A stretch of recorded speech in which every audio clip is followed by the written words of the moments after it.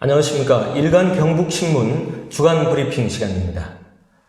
마이크 소리가 좋습니다. 이제 박성원 흥해시장 상임회장께서 저희 마이크를 후원해 주셨습니다.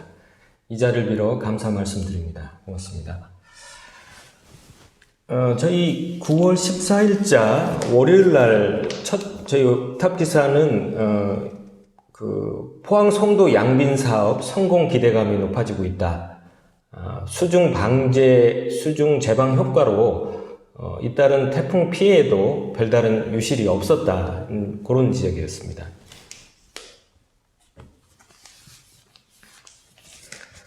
(9월 15일) 화요일 날은 흥해 하천리 축사 증축 승인한 것에 대해서 포항시는 즉각 취소하라는 주민 시위가 있다는 그런 기사를 보도했습니다. 그리고 9월 16일 수요일에는 영덕과 울진, 울릉 지역이 특별 재난 지역으로 선포됐다는 그런 기사를 냈었고요. 그 다음에 9월 17일 목요일 날은 지금 우리 470억 상당의 포항 하수처리장 공사가 시의 일방적인 추진으로 논란을 빚고 있다. 이런 제목으로 기사를 보도했습니다. 그리고 마지막으로 9월 18일 금요일 날은 포항시 또 예산 타령만 하고 있다. 오천 센터의 성면, 발암물질이죠. 성면이 검출된 지 수년이 지났는데도 아직 보수공사를 하지 않고 있다. 문제가 있다는 보도를 했습니다. 기사 내용을 좀 더 자세히 살펴보도록 하겠습니다. 송도 양빈 사업 성공 기대감이 높아지고 있다. 이런 보도를 했더니 일부 언론에서는 안 그렇다. 아직도 문제가 많다. 이런 지적들을 하고 하셨는데요. 저희가 이제 말씀했던 거는, 태풍이 2번이나 연이어 왔는데도 이미 양빈 해놓은 모래들이, 별다른 피해가 없었다. 일부 약간 유실은 된 것 같습니다만, 전체적으로 봤을 때 큰 피해가 없었기 때문에, 상당히 물속에 지금 설치해 놓은 제방이, 상당히 효과를 내서 유실이 안 이루어지고 있어서 작업이 끝난다면은, 송도 해수욕장 모래사장의 복원이 기대가 된다는 그런 내용으로 저희가 기사를 냈었습니다.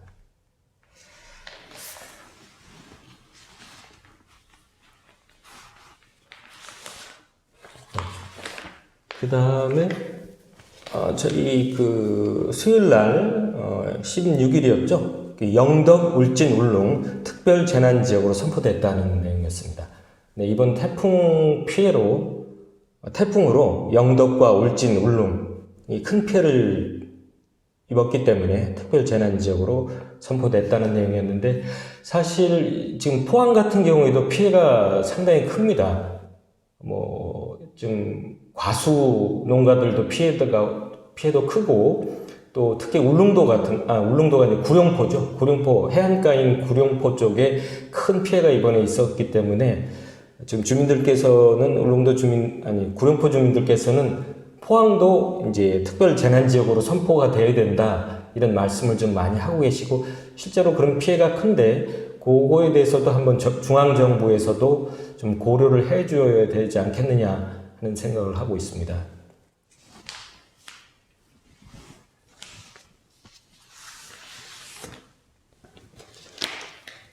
그 다음에 17일 목요일 날이었죠. 현재 포항시가 지금 포항 하수처리장의 개선 공사를 좀 하려고 생각을 하고 있습니다.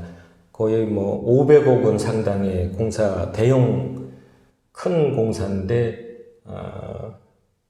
이제 시가 추진하려고 하고 있고, 이에 반해서 박경렬 시의원이시죠. 박 의원님께서 벌써 수년째 반대를 하고 계시고 문제를 제기하고 계십니다. 그래서 이제 지난 화요일 날은 해당 상임위에서 열려서 시가 이제 이것을 이제 민자로 사업을 추진하려고 하기 때문에 동의안을 제출했는데 해당 상임위에서 부결됐습니다. 총 8명의 의원 중 4명이 찬성을 하고 3명이 반대, 1명이 기권을 했습니다.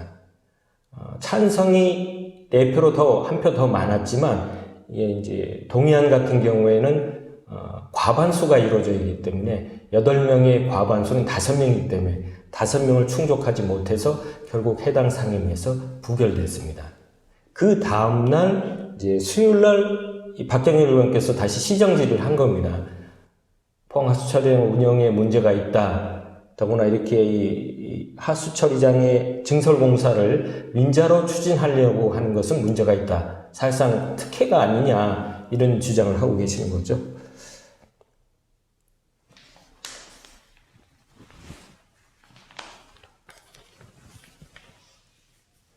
그리고 9월 18일 금요일 날 오천 행정복지센터의 성면 문제를 저희가 이전에 한번 보도를 했었는데 다시 또 이게 추진이 되지 않고 있어가지고 다시 한번 저희가 지적을 했습니다.